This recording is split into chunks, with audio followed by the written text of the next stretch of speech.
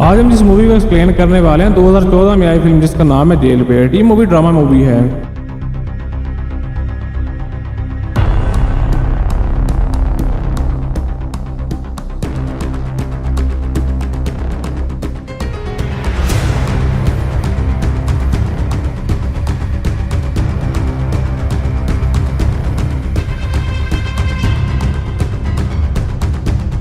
आज हम जिस मूवी को एक्सप्लेन करने वाले हैं 2014 में आई फिल्म जिसका नाम है जेल बेट। ये मूवी ड्रामा मूवी है।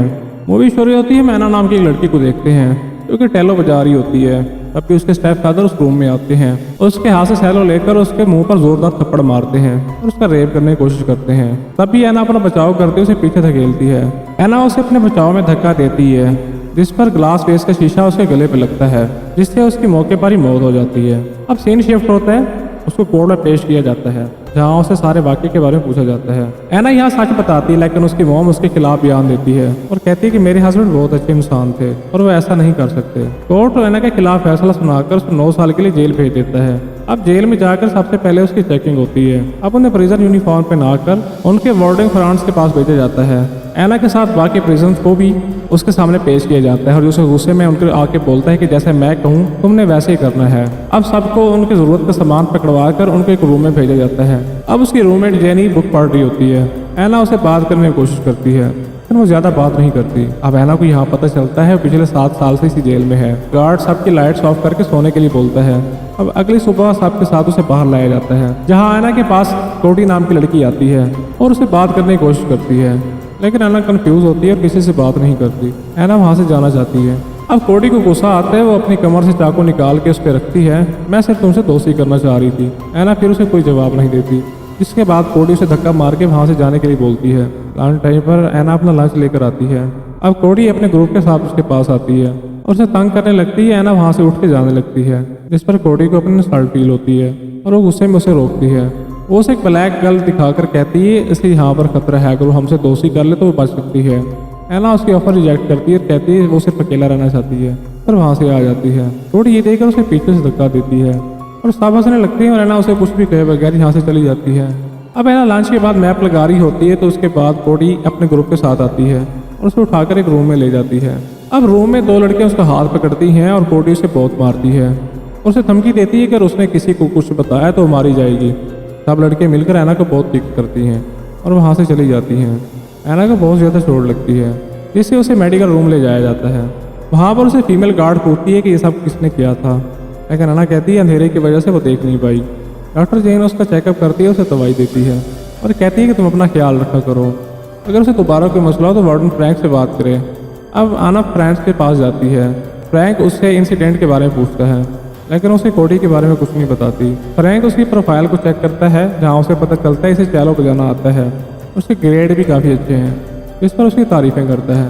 अब वो एना के पास उठ के आता है और कहता है कि तुम मेरा ख्याल रखोगी तो मैं तुम्हारा ख्याल रखूंगा, लेकिन एना इससे एग्री नहीं करती और उठकर चली जाती है।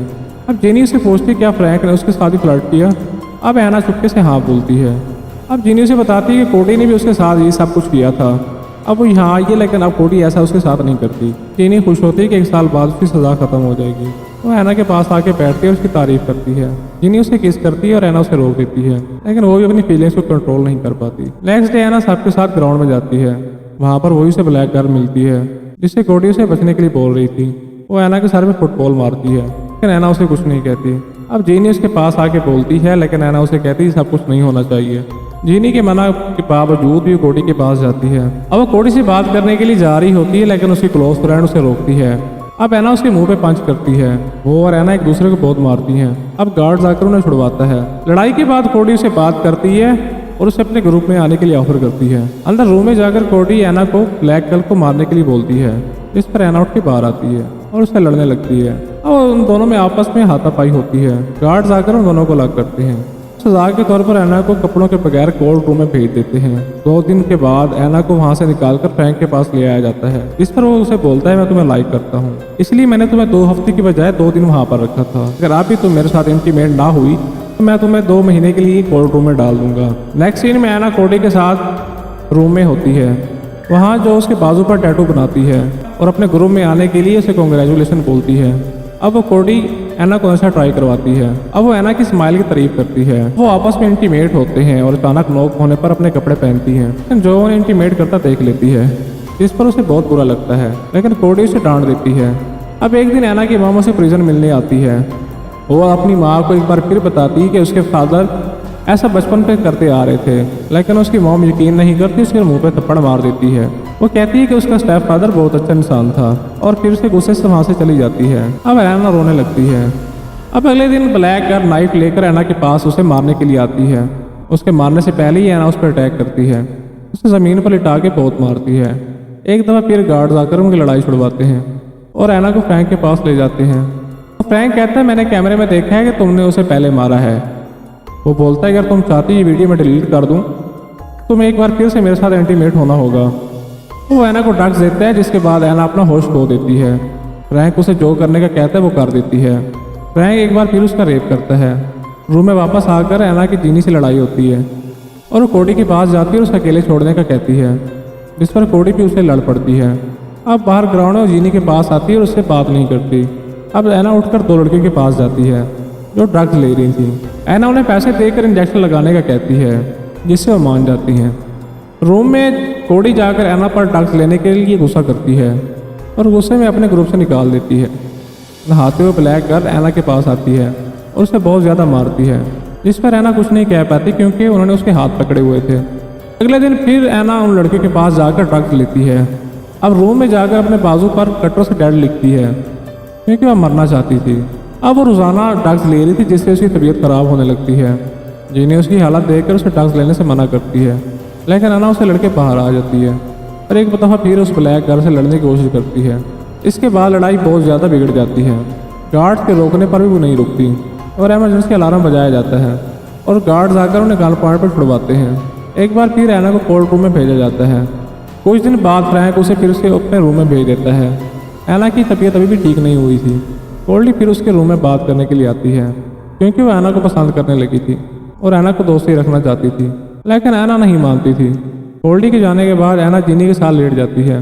थोड़ी देर बाद वो ग्राउंड में आती है और ड्रग्स लेने की जिद करती है, जिस पर जीनी उसे बहुत रोकती है, लेकिन वो नहीं मानती।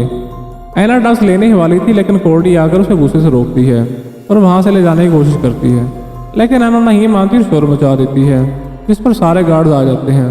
अब एना गार्ड से चाकू लेकर अपनी गर्दन पर रखती है ताकि उसके कोई करीब ना आए। अब यहाँ पर फ्रैंक आ जाता है और उसे कहता है कि उसकी सज़ा 1 महीने की बजाय 1 दिन की कर देगा, लेकिन एना उसे भी बदतमीजी करती है। अब गार्ड उसे चाकू ले लेता है और एना को 1 महीने के लिए कोल्ड रूम में बंद कर दिया जाता है। 1 महीना कोल्ड रूम में रहकर एना पागल होने लगी थी। एक दिन एना को खाना दिया जाता है, लेकिन उस गुस्से में वो ट्रे तोड़ देती है। अब उस ट्रे के टुकड़े से सुसाइड अटैक करती है। जब गार्ड ये देखता है तो उसे हॉस्पिटल ले जाते हैं। अब एना हॉस्पिटल में रहने लगती है, जहाँ पर जीन उसका ख्याल रखती है। एक दिन एना अपनी मॉम से मिलने के लिए बोलती है। इस बार उसकी मॉम मान जाती है। वो बोलती है कि एना के हक में बात करेगी। अब वो ब्लैक गर्ल को कुछ नहीं कहते, चाहे उसके साथ जो मर्जी करे। अब एक दिन फ्रैंक उसको कोल्ड रूम में बुलाकर उसे चैलो बजाने के लिए बोलता है। ये सुनकर कोल्डी को बहुत गुस्सा आता है क्योंकि उसे वैलेंट शो में बीट करने वाली है, इसलिए मौका देकर अपने ग्रुप के साथ एना के पास जाती है और इसकी चीक्स पे कट लगा देती है। सब लोग उसे किक्स मार के भाग जाते हैं। एना एक बार फिर हॉस्पिटल जाती है और जहाँ पर फ्रैंक को पता लगता है ये सब कोल्डी ने किया है। फ्रैंक के जाने के बाद वो जीन के रूम में जाती है और उसे फ्रैंक की हकीकत बताती है, इस पर जीन उसकी हेल्प करने के लिए बोलती है, लेकिन फ्रैंक कैमरे से सब कुछ देख रहा होता है और जीन को मारने के लिए ऑर्डर देता है। अब 2 लड़कियां उसे मारती है, लेकिन कामयाब नहीं हो पाती। अब जीन फ्रैंक के पास आती है और कन्विंस करने की कोशिश करती है, लेकिन वो नहीं मानता। अब एक दिन लॉकर रूम में आती है, जहाँ एक प्रिजन उसे चाकू के वार से मार देती है। एना ये देख के बहुत डर जाती है। चैलेंज शो में वो चैलेंज बजाती है। सबके जाने के बाद फ्रैंक एना के पास आता है। एक बार फिर उसे फ्लर्ट करता है। वो कहता है कि उसने एक चैलो शो अरेंज की है, जिससे वो अपनी सज़ा पूरी होने से पहले रिहा हो सकती है। एना ये सुनकर खुश हो जाती है। इसके बदले में फ्रैंक उसका फिर रेप करता है। एना रूम में आकर जीनी के बारे में बताती है, जिस पर फ्रैंक पर यकीन ना करने के लिए कहती है। कुछ दिनों बाद उसे चैलो अनाउंस का एक लेटर आता है। अब फ्रैंक की हकीकत बताने के लिए कोडी के पास जाती है, जिस पर कोडी पहले गुस्सा होती है, लेकिन फिर मान जाती है। उसे रिकॉर्ड देती है ताकि जब उसका रेप करे तो उसे रिकॉर्ड कर ले, लेकिन एना को ख्याल आता है उसे पकड़ लेगा, लेकिन वो भी हिम्मत करके फ्रैंक के पास जाती है, जो फिर से उसका रेप करता है, लेकिन एना सेफली रिकॉर्ड कर लेती है। फाइनली पेरोल मीटिंग होती है जहां फ्रैंक और एना के अलावा 3 ऑफिसर होते हैं। एना को प्रिजन में 1 साल हो गया था। एना अपनी सब हरकतों के लिए उनसे सॉरी करती है। वो कहती है वो मैच्योर हो चुकी है। अब कहती है फ्री होने के बाद वो ऐसा कुछ भी नहीं करेगी। लेकिन फ्रैंक मीटिंग में बोलकर एना को मजीद 1 साल प्रिजन में रखने के लिए बोलता है। ऑफिसर एना के खिलाफ फैसला देने वाले ही होते हैं, लेकिन एना यहाँ रिकॉर्डिंग दिखा देती है। रिकॉर्डिंग देखकर फ्रैंक डर जाता है और वो डिलीट करने की कोशिश करता है, लेकिन ऑफिसर वो देख लेते हैं और फ्रैंक को अरेस्ट करवा लेते हैं। फ्रैंक के अरेस्ट होने के बाद ऑफिसर आपस में डिस्कस करते हैं और एना को बुलवाते हैं और उसे अप्रिशिएट करते हैं।